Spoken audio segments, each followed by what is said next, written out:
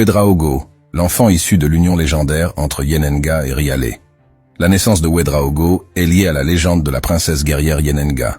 Il en existe cependant plusieurs versions. Bien que tous en fassent un descendant de la princesse Yenenga, cette dernière est le plus souvent citée comme sa mère, ou plus rarement comme sa grand-mère.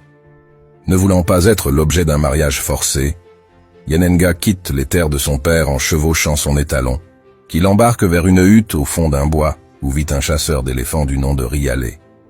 Acceptant l'hospitalité du chasseur, elle s'unit à lui et donne naissance à Ouedraogo, ou bien à Massom, selon la version qui fait de Ouedraogo le petit-fils de Yenenga.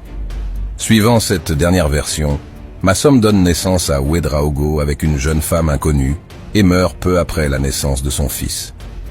Yenenga apprend à Ouedraogo l'art de l'équitation, de la chasse et de la guerre grâce à l'utilisation de l'arc et du javelot.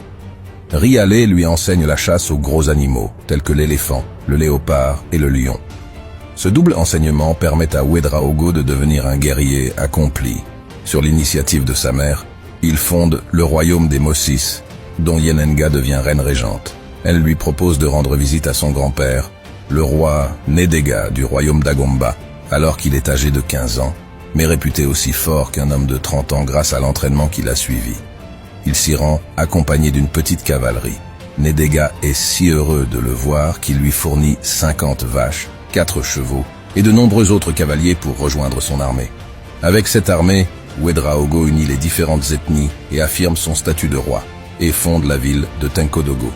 Il épouse la reine Puiriketa, avec laquelle il a 3 fils, Rawa, Diabalompo et Zungrana. Il meurt d'une flèche reçue à la poitrine durant une bataille contre les Buzanzi. Son fils Zungrana lui succède après sa mort, à la tête du royaume de Tenkodogo. Ouedraogo est considéré comme l'ancêtre et le fondateur du peuple des Mossis, qui forme l'ethnie la plus importante du Burkina Faso. Instigateur d'un empire millénaire, la hiérarchie qu'il a établie ne se serait pas modifiée jusqu'à nos jours.